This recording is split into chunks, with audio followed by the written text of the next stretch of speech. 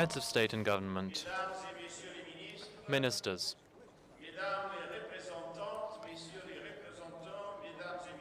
Your Excellencies, ladies and gentlemen, I declare open the Intergovernmental Conference to adopt the Global Compact for safe, orderly and regular migration, and I call to order its first plenary meeting. I wish to inform the conference that, in accordance with Rule 17 of its Provisional Rules of Procedure, I will serve as temporary president of the conference until the election of its president. I should like to extend a warm welcome to all of you, and I'm looking forward to a successful and productive conference. As representatives are aware, this conference is held pursuant to General Assembly Resolutions 71/1 of the 19th of September 2016, 71/280 of the 6th of April 2017, 72/244 of the 24th of December 2017, and 72/308 of the 6th of August 2018. I now invite the conference to proceed with the election of its president. It is my understanding that there is a general agreement among all delegations to elect His Excellency Nasser Bourita, Minister for Foreign Affairs and International Cooperation of Morocco, as president of the conference. May I take it that the conference wishes to elect by acclamation His Excellency Nasser Bourita as President of the Intergovernmental Conference to adopt the Global Compact for Safe, Orderly and Regular Migration?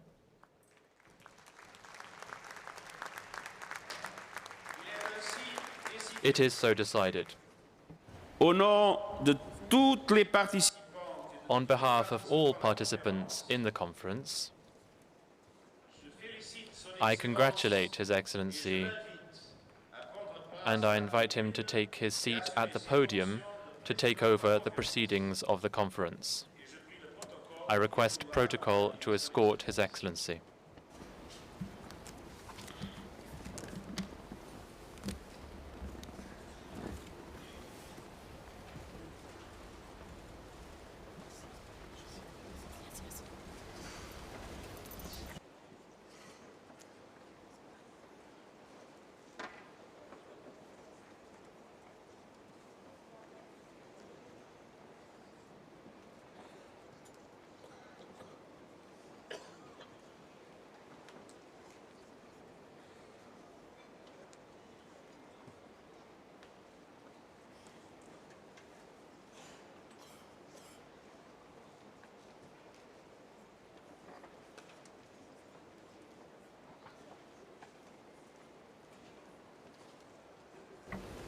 Monsieur António Guterres.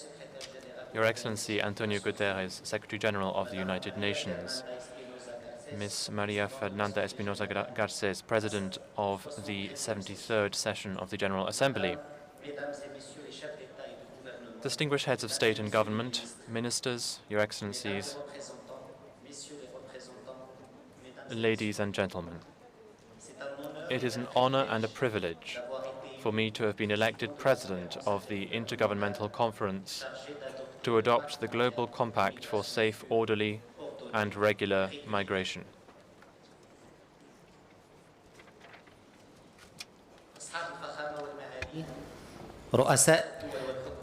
Your Excellencies, heads of states and governments, Your Excellency, Secretary General of the United Nations, Your Excellency, President of the General Assembly, Your Excellency, Representative of the Secretary General on Migration, ladies and gentlemen.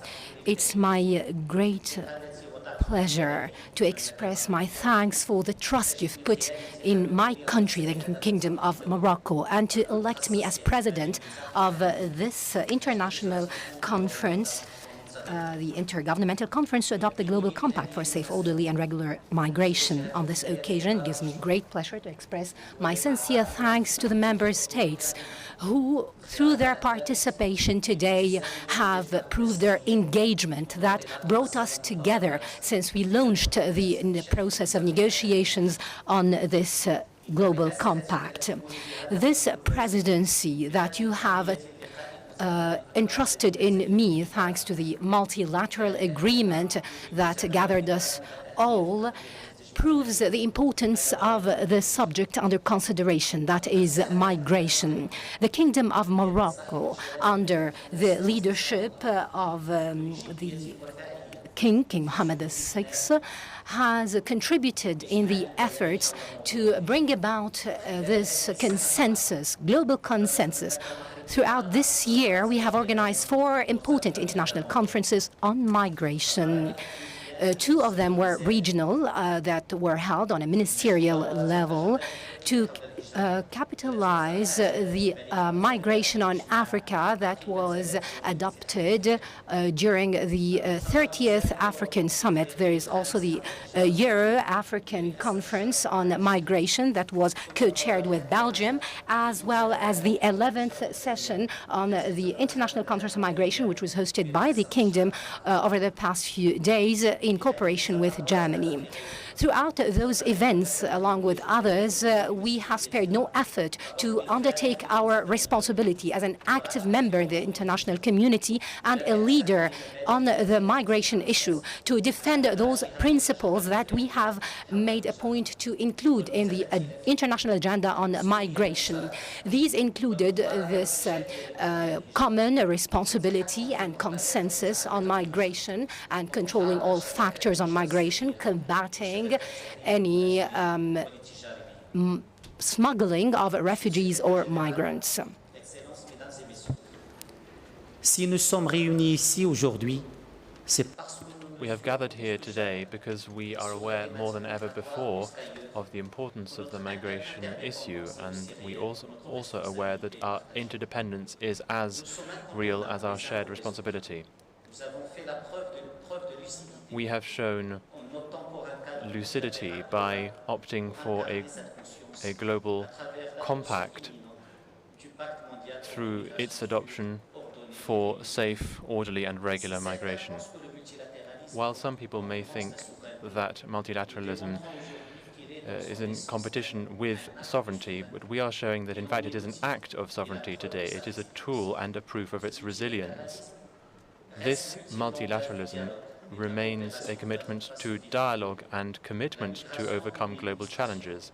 Migration is the most eloquent illustration of that, because it's not a topic that just is confined to one particular country or region. In different proportions, it affects my country like it affects yours. It affects Africa like it affects Europe or the Americas. It calls on everyone, perhaps in a different way, but it nevertheless affects everyone. Your Excellencies, ladies and gentlemen, I would like to wish you all the best of success in your work. This historic conference to adopt a historic compact is a conference that is the culmination of a process that began in 2016 with the New York Declaration for Refugees and Migrants, and which now continues today without nevertheless having concluded. It is a commitment undertaken by the international community to overcome a major challenge for our times, and above all, a conference for action, robust action for harmony between the interests of states and the human rights of migrants, a resolute, sustainable action for the sustainable implementation of this compact. Thank you.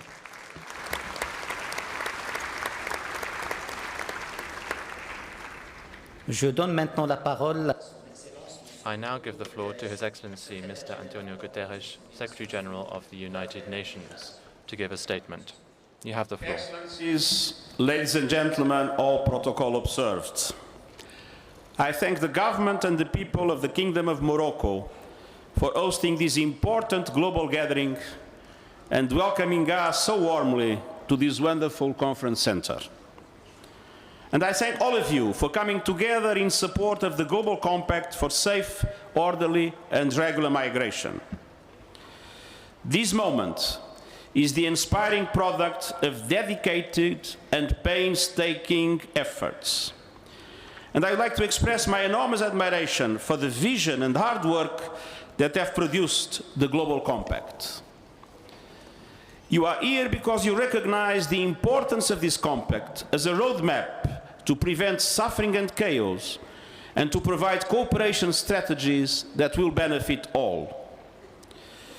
But there have been many falsehoods about the agreement and the overall issue of migration. So let me begin by dispelling a few myths. Myth number one: the Congress would allow the United Nations to impose migration policies on member states, infringing on their sovereignty. False. The compact is not a treaty. Moreover, it is not legally binding. It is a framework for international cooperation rooted in an intergovernmental process of negotiation in good faith that specifically reaffirms the principle of state sovereignty, including, and I quote, the sovereign rights of states to determine their national migration policy and their prerogative to govern migration within their jurisdiction in conformity with international law. End of quote. Myth number two: the compact would establish a new right to migrate, allowing everyone to choose where to go and when to go. False. The compact only reaffirms that migrants should enjoy human rights and independently of their status. And it would be ironic if in the day we commemorate the 70th anniversary of the Universal Declaration of Human Rights, we would consider that migrants are to be excluded from the scope of the declaration. Myth number three: migration is essentially a movement of people from the south to the global north. False. South-south migration today is larger than south to north migration. For example, there are more African migrants in other African countries than in Europe. Myth number four: developed countries do not need migration. False. In the many places where fertility is declining and life expectancy is rising, economies will stagnate and people will suffer without migration. Let me give you my own example. My mother in Portugal is 95 years old and she needs 24 hours home care. When I visit her in Lisbon, I seldom see a Portuguese person taking care of her. It is normally migrants who tend to her needs around the clock, day in and day out. And as you know, Portugal is not one of the richest countries in the world. It is clear that most developed countries need migrants across a broad spectrum of vital roles, from caring for elderly people to preventing the collapse of health services, just to mention two of them. So let us move from myth to reality, and that is precisely what the Compact does. Excellencies, today more than 80% of the world's migrants move between countries in a safe and orderly fashion. But unregulated migration bears a terrible human cost. A cost in lives lost on perilous journeys across deserts, oceans and rivers, and a cost in lives ruined at the hands of smugglers, unscrupulous employers and other predators. More than 60,000 migrants have died on the move since the year 2000, and this is a source of collective shame. And of course, behind every number is a person, a woman, a child, a man, who simply dream for what any one of us dream: opportunity, dignity, and a better life. But whether their movement is voluntary or forced, and whether or not they have been able to obtain formal authorization for movement, all human beings must have their human rights respected and their dignity upheld. To deny these and to vilify any group of people is the road to dehumanization and horror. We must not succumb to fear or false narratives. Societies are stronger, more resilient and enriched, not threatened by diversity. But such societies do not come about by chance. As societies become more multi-ethnic, multi-religious and multicultural, political, economic, social and cultural investment in cohesion are vital. Every member, every group must feel valued as such and simultaneously feel they belong to the society as a whole. And that is the way to counter the current groundwell of racism and xenophobia. Even more broadly and just as urgent, we must address the roots of this content in many societies in the face of rapid change and rising inequalities. Ladies and gentlemen, the Global Compact rests on two simple ideas. First, migration has always been with us, but in a world where it is ever more inevitable and necessary, it should be well managed and safe, not irregular and dangerous. Second, national policies are far more likely to succeed with international cooperation. Mesdames et messieurs, ladies and gentlemen, the compact is a step that will not only allow migrants, but also communities of origin and of destination to facilitate the process.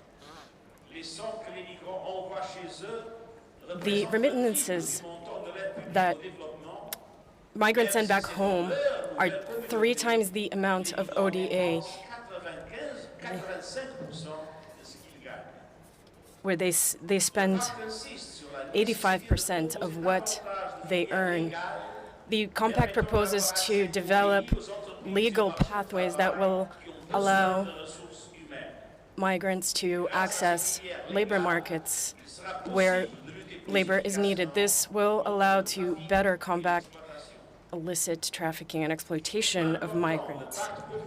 Another important aspect that it proposes is a framework for countries of origin.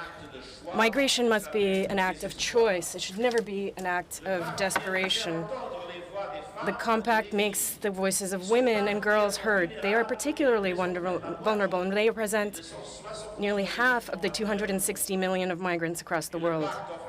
The compact offers a framework that allows to better prepare for upcoming problems such as population movements that are aggravated by climate change.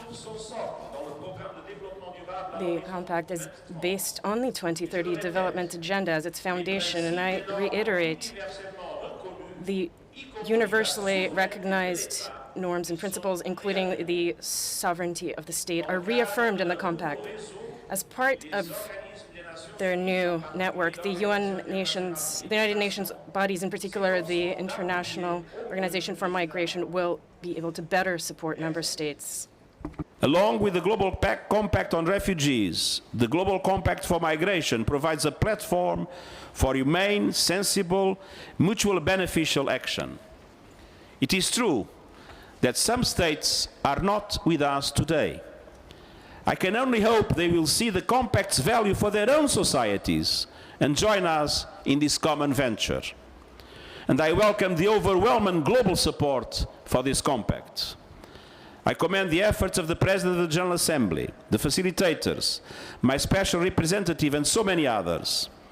Let us work together for a safer, less fearful, and more prosperous future, both for our own societies and for the world's migrants. That means for us all. Thank you.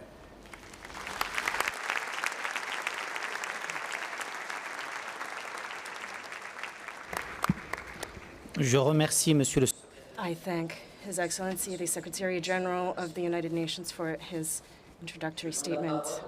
I now give the floor to Her Excellency María Fernanda Espinosa Garcés, President of the 73rd session of the General Assembly, to make a statement. You have the floor. Merci, Monsieur le Président. Thank you, Mr. President. Your Excellency, Nasser Bourita, Foreign Affairs Minister of the Kingdom of Morocco and President of the Conference, Secretary General, Special Representative of the Secretary General for International Migration, esteemed heads of state and government, Your Excellencies, ladies and gentlemen. I wish to begin by expressing my thanks to the people and government of the Kingdom of Morocco for their generous hospitality as host of this conference. Morocco, in Berber, means the land of God that is now hosting this United Nations conference. This conference is a clear proof of the full validity of multilateralism as the most effective tool to grapple with one of the most significant challenges of our times, international migration. Your Excellencies, migration is part of the history of humanity. This phenomenon has always existed. There is no country or people in the world that has not been changed by it. Over the last few years, we have witnessed major migratory movements that have even caused the death of thousands of human beings. Let us remember that no people leaves behind their family or land unless they have a powerful reason to do so. Conflict, war, climate change, better opportunities elsewhere, and so on. Hence, migrants are brave, they are creative, they are entrepreneurial, but above all, they are human beings.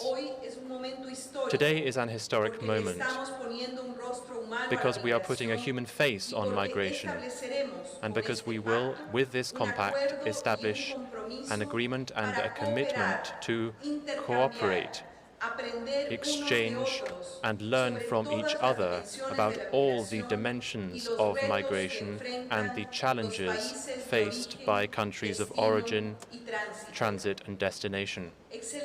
Your Excellencies, the compact is a guide. It is an instrument with a range of standards.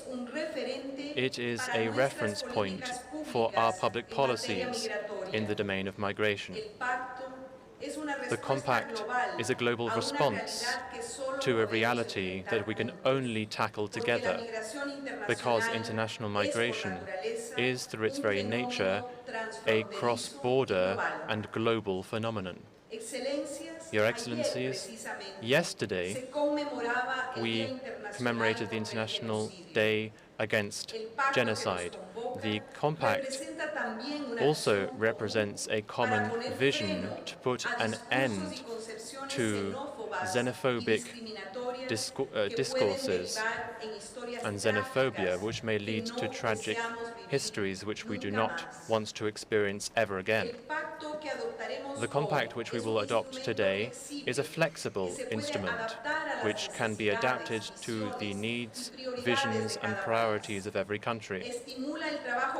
It stimulates joint work and cooperation in all levels: states, local governments, the United Nations system, civil society, the private sector, and communities in the diaspora. Let there be no doubt, the compact does not affect the sovereignty of any state. On the contrary, it strengthens it. No state, regardless of how powerful it is, can respond alone to the challenges posed by migration. Good practices that the compact promotes in reality are already being implemented in many places in the world. For instance, in my recent official visits to France and Canada last November, I was able to get to know firsthand marvelous examples of inclusion, welcome and good practices. This shows us that for implementation, we're not starting from scratch. Your Excellencies, the negotiations have been long, and they have certainly been trying and difficult, but they have been worth it, The efforts have brought us to this point. I would like to express my gratitude to all states for participating in the negotiations with openness and a constructive spirit. I would like to underline the sterling work, tenacity and diplomatic skill of the permanent representatives of Mexico and Switzerland to the United Nations, Ambassadors Juan José Gómez Camacho and Jörg Lauber, who facilitated the negotiations under the leadership of the former President of the General Assembly, Miroslav Lajčák, and I would like to convey our gratitude to him too. I would also like to welcome the profound commitment of the Secretary General himself and Luis Arba, the Special Representative, who have always supported this intergovernmental process. Your Excellencies, 70 years ago, the international community adopted the Universal Declaration of Human Rights, which recognizes that all persons, without any kind of discrimination, are born free and equal in dignity and rights. The adoption of the Global Compact is the best tribute that we can pay to the 70th anniversary of the Universal Declaration. Leaving a country of origin, crossing one or many borders and settling in a country, whichever it may be, means that guaranteeing fundamental rights of migrants is more important than ever before. A mother of Mali who crosses the desert to get to Niger, a student from India who goes to Canada, or a US pensioner who wants to move to Ecuador, all of those people, absolutely all of them, are seeking better, greater opportunities, opening the doors of new worlds, enriching cultural diversity, and contributing to the development both of communities that welcome them and those that they left behind. The Global Compact, which we will adopt today, puts those people at the heart of action, dealing with the root causes of migration. The Compact also opens up opportunities for us to work actively and in a coordinated manner together against one of the worst scourges of the century, which is the smuggling and trafficking of persons. More than 70% of victims are women and children. Your Excellencies, to conclude, I wish to leave you with a message. Migration, the movement of persons across borders from countries and regions, will continue to happen, and it will continue to change us. That is why it is essential that we have a common guidebook. Cooperation, solidarity with responsibility is precisely what this compact gives us. Perhaps there is no other place, no more appropriate place in the world than the African continent, and particularly the Kingdom of Morocco, to adopt this compact, which will be the Compact of Marrakech, the Marrakech Compact. I say this because precisely in Africa, the first great expansion of humanity began, the first major immigration. Africa is our place of origin as a species. It is our place of origin, and it is now our place of destination, the destination that hosts us here to build a future in which everybody has a place. Thank you.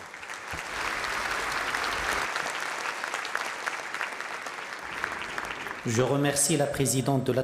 I thank the President of the General Assembly for her statement. I now give the floor to Ms. Cheryl Perea, founder of OneChild, who will speak as a representative of the migrant community. You have the floor.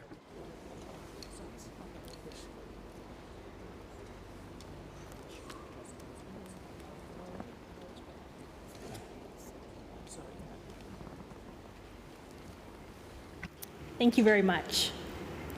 Your Excellencies, honored guests, I'd like to begin by thanking all of you for inviting me to the opening of this conference, to this important historic conference. It is an absolute honor to be able to lend my voice to the millions of children and young people whose lives are touched by migration. We live in a world that's home to 1.8 billion young people. And although we come from all around the world and have different life stories, the one thing that we have in common is our hope to lead happy and prosperous lives. And so, we cross roads and borders, oceans and deserts, in pursuit of higher education, professional development, better and decent work, or marriage. Sadly, we also migrate because of disasters, political instability, violence, and poverty. Now, there's no doubt that migration can be safe and a positive experience for all. But what about the 30 million children who are forced to leave their homes because of violence or conflict? The 3 million that are stateless? What about the 1 million who are detained because of their migration status? What about the children who make up a third of trafficking victims? When I was 16, I was researching for a high school project in Toronto, Canada. And I took out a book. And as I was flipping through this book, my eyes fixated on a description of child sex trafficking. I learned that young girls from the rural areas, marginalized girls, are sold by their parents out of poverty, or lured under the false promises of getting a job in the city, in restaurants or hotels. But before they know it, they find themselves dancing on brightly lit stages. The girls wearing bikinis, the boys wearing thongs with a number pinned to each, and a man will order a child like one would order a drink. I couldn't believe what I was reading. I compared my life to the lives of these children, and I couldn't wrap my head around the fact that children my age and younger were being exploited in such an organized fashion. I wanted to kick, I wanted to scream, but I also knew that I had to do something. So to truly understand, I wanted to actually meet the children. I want to hear their stories of exploitation and abuse. And I want to ask them, what can I do as a young person to help you? And so what I did was I decided to take 3.5 months off of high school and travel to my parents' home country of Sri Lanka to investigate child exploitation there. I want to get an insider's look into the child sex trade. So I partnered with the National Child Protection Authority of Sri Lanka and their joint police force and played the main role of the decoy in an undercover sting operation. What the police were doing was they were tracking a man who had been posting on a child pornography site that he was interested in young girls. My job was to play the role of a 15-year-old trafficked child and meet with him. And if he liked the way that I looked, we would get up to go to a hotel, and that would be the cue for the police to move in and make the arrest. And so on that December day, I met with him.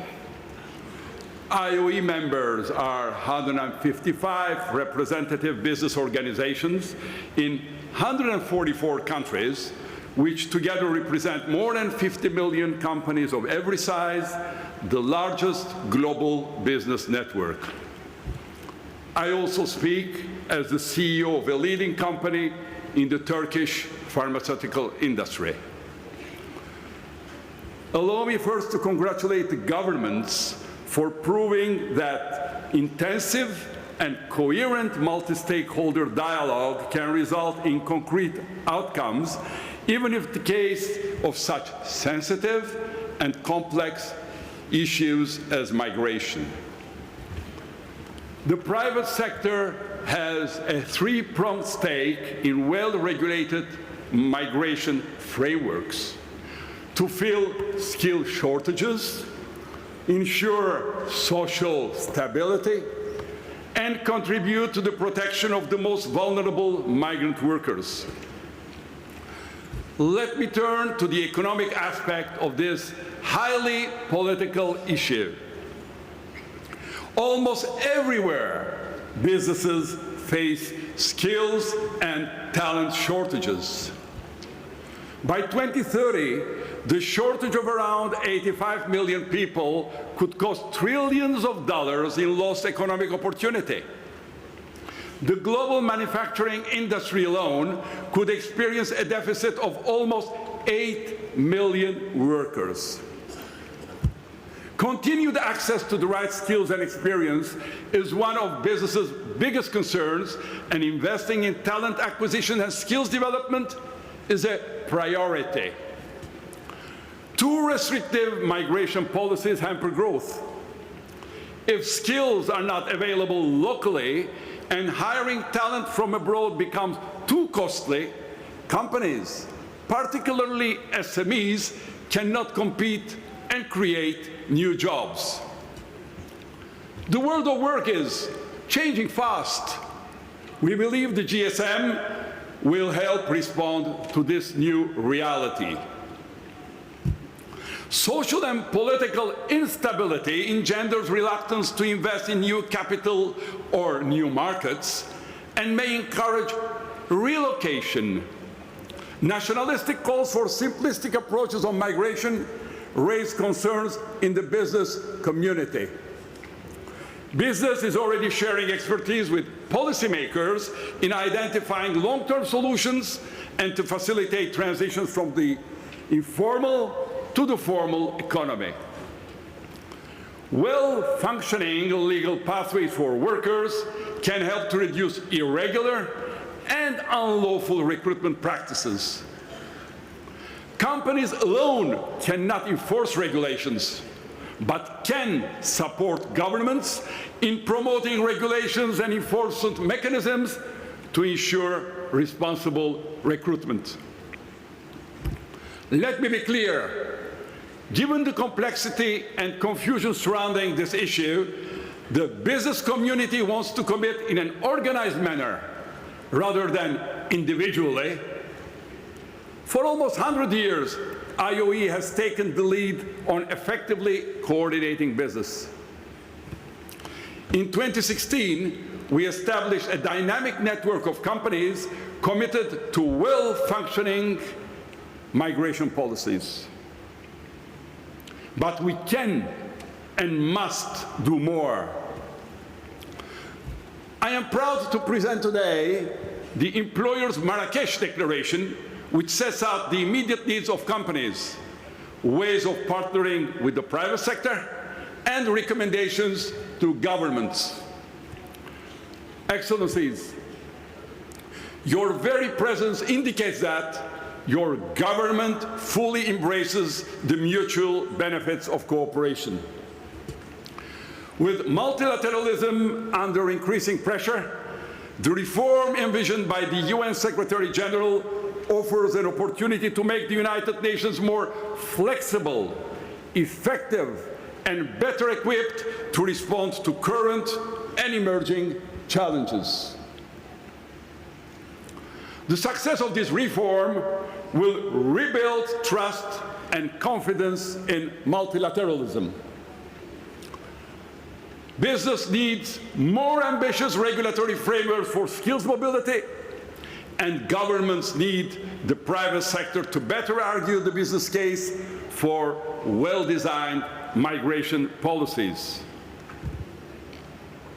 Partnering with the right business groups will make the difference. The UN must engage with the most legitimate and representative business organizations who alone understand the realities on the ground and can advise and act accordingly. The International Organization of Employers and its member organizations are effective partners to fully implement the GCM.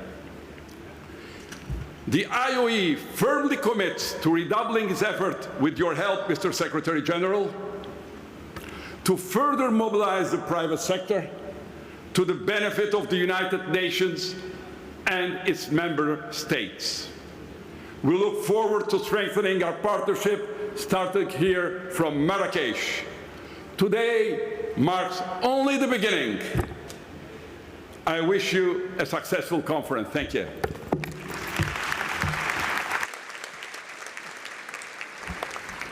Je remercie le I thank the representative from the private sector. We have heard the last speaker from the opening segment of the conference. Distinguished heads of state and government, ministers, your excellencies, ladies and gentlemen. Before proceeding to the consideration of the organizational items on the provisional agenda of the conference, delegations are informed that all official documents are also available on the conference website. I would also like to remind delegates that the dialogue on promoting action on the commitments of the Global Compact for safe, orderly and regular migration will begin at 10 a.m. in the dialogue room.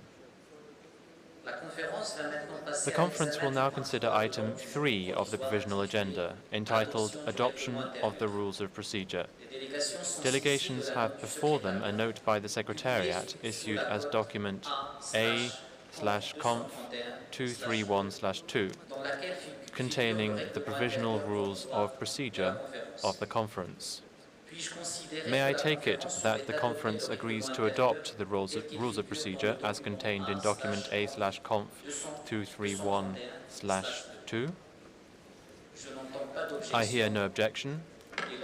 It is so decided.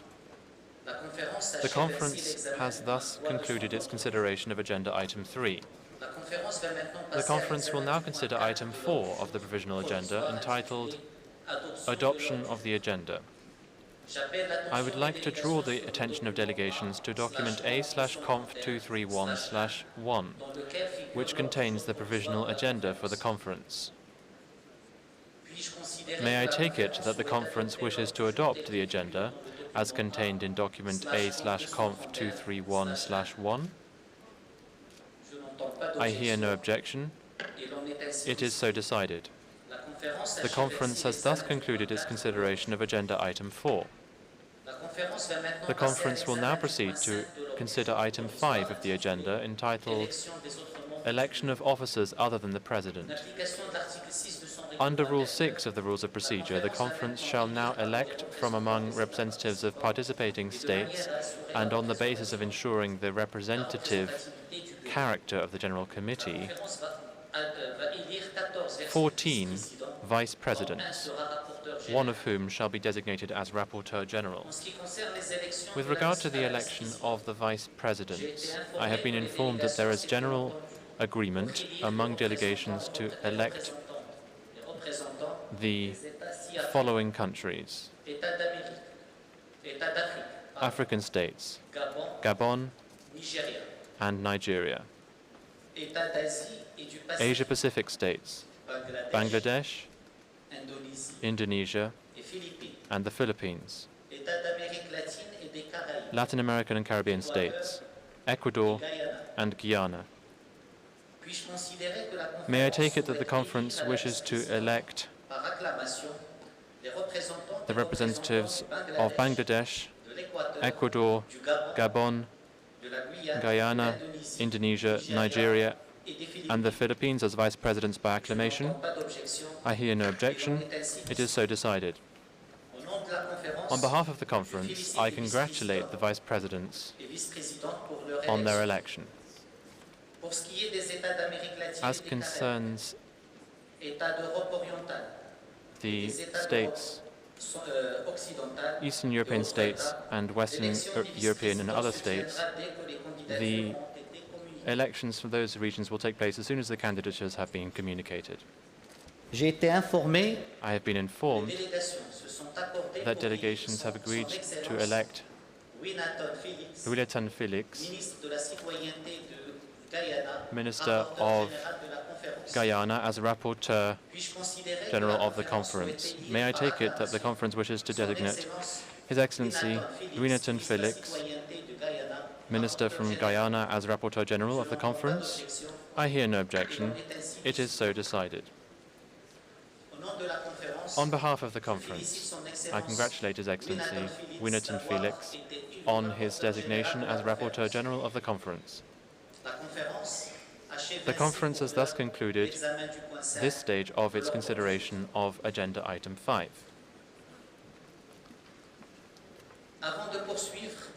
Before proceeding further, and with the permission of the conference, I wish now to invite His Excellency Saad Eddin El Othmani, the head of government of the Kingdom of Morocco to deliver a royal message from His Majesty King Mohammed VI, King of Morocco, the host country. It is so decided. I now give the floor to His Excellency Saad Eddin El Othmani, head of government of the Kingdom of Morocco, to deliver a royal message from His Majesty King Mohammed VI. I request protocol to escort His Excellency.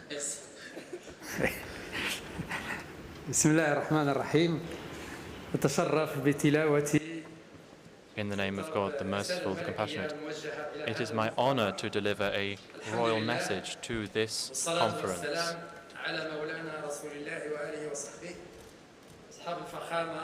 May the blessings of God be with you. Your Excellencies, heads of state and government, Secretary General of the United Nations, Madam Special Representative of the Secretary General for Migration,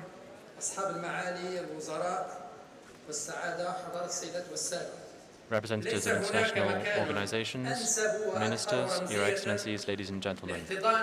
There is no better place in the world to host a conference, an historic conference such as this. Africa, the land of mobility. Morocco is a country of origin, transit, and destination. Marrakech is the place where all civilizations meet, and that is where we have the pleasure of hosting you here in Marrakech, in the land of Africa, with a degree of pride, modesty, pride because the international community has chosen the Kingdom of Morocco to host this international conference, and modesty because we are dealing with a critical issue and we have already done a great deal of work, but we still have a lot more to do. And it's not a coincidence that this conference coincides with the 70th anniversary of the Universal Declaration of Human Rights. In 1948, indeed, when humanity recognized the universal aspect of human rights, regardless of differences between cultures and nations. And then here in 2018, humanity is adopting with a great deal of conviction this universal aspect, regardless of divisions, borders, and different continents. And history will say that this process and this conference took place under the aegis and the leadership of Mr. António Guterres. And I would indeed like also to pay tribute to the work of Ms. Louise Arbour, the Special Representative, and all of those who worked with her during this process. Your Excellencies, ladies and gentlemen, the Kingdom of Morocco attaches great importance to the issue of migration. This does not date from just recently. We have a profound belief that we must set in place global, practical, responsible policies. We have a vision that is based on looking to the future for human mobility. This approach aims to strike a balance between the voluntary aspect and the legal interests of states while respecting the human rights of migrants. This approach has proven itself to be successful because we have worked with our brothers in Africa and we are pioneers within the African Union on this matter, and we have established the agenda for migration, which was adopted unanimously during the African Summit in January 2018. It is therefore only natural that our vision at a national and continental level goes hand in hand with the international vision within the context of this compact, because it falls in line with the quest for creative solutions for border management while also upholding migrants' human rights. and migration and development. This reaffirms the collective responsibility that we have, as well as responsible sovereignty.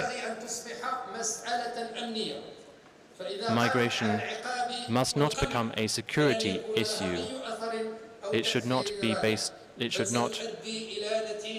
fall prey to any kind of punishment. On the contrary, if we do so, we will have negative results. But we won't stop migration by doing that. And that is why the security aspect of this question, as I say, the security aspect should not be used as a justification to erode the human rights of migrants. On the contrary, all migrants, whichever side of the border they may be on, they must nevertheless have their rights upheld. Nor can migration be used as, or can the security question be used as a justification for any contrary approaches which may only exacerbate the vulnerability of migrants. The security question, as I say, must not affect mobility. Rather, it must be a lever to promote the rights of migrants, as well as, and this goes hand in hand with the international community's attempts to implement the 2030 Agenda. Your Excellencies, the Global Compact contains promises, but history will be the judge. We have challenges to overcome, and this conference must look at the international community's ability to overcome these challenges. To this end, we must respect the sovereignty of each state to roll out national policies in the domain of migration and implement them.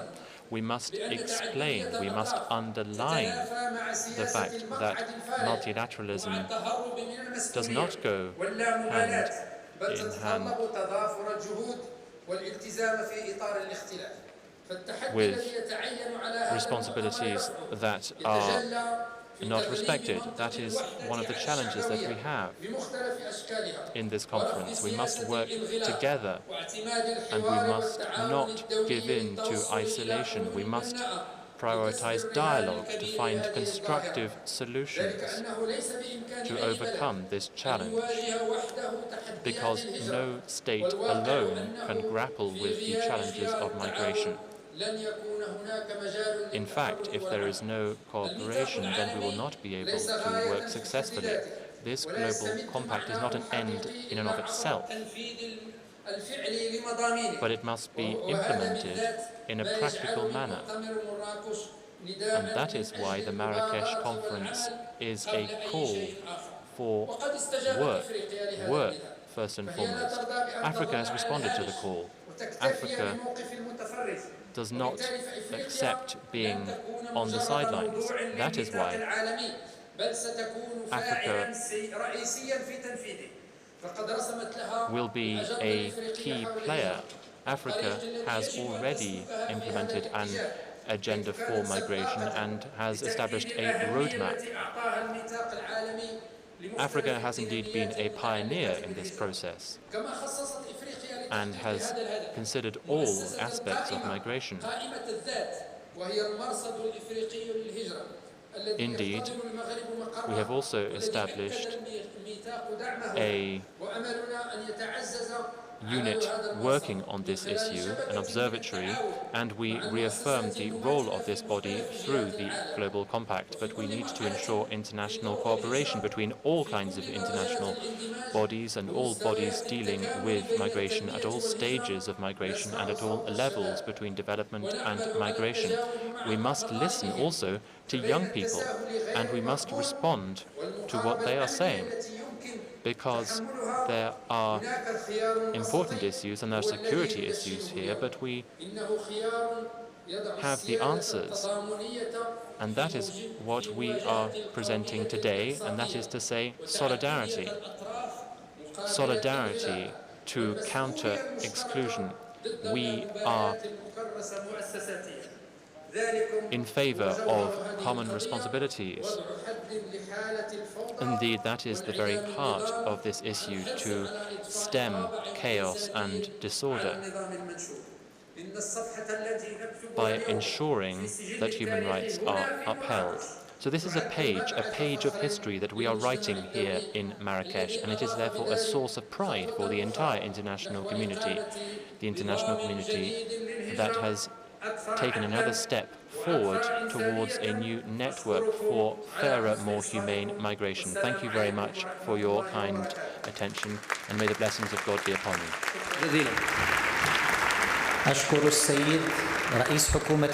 I would like to thank His Excellency the Prime Minister of the Kingdom of Morocco, who has delivered the royal message from His Royal Highness.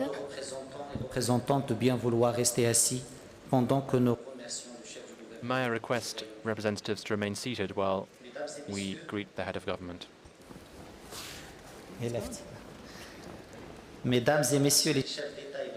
Distinguished heads of state and government, ministers, Your Excellencies, ladies and gentlemen. The conference will now consider agenda item 10, entitled Outcome Document of the Conference. Outcome of the conference. The conference has before it document A/Conf 231/L1 containing a draft resolution entitled Outcome Document of the Intergovernmental Conference to adopt the Global Compact for Safe, Orderly and Regular Migration, as well as document A/Conf 231/3 containing the draft Global Compact as agreed upon during the intergovernmental consultations.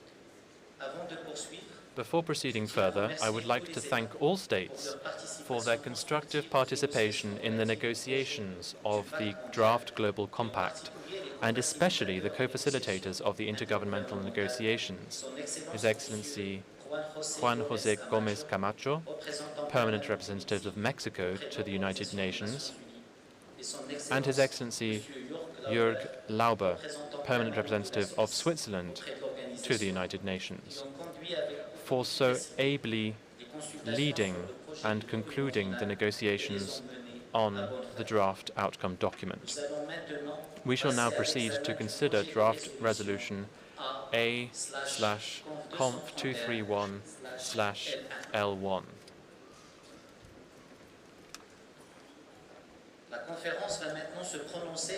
The conference will now take a decision on draft resolution A/Conf 231/L1, entitled Outcome Document of the Intergovernmental Conference to adopt the Global Compact for Safe, Orderly and Regular Migration. May I take it that the conference wishes to adopt draft resolution A/Conf 231/L1? I hear no objection. It is so decided.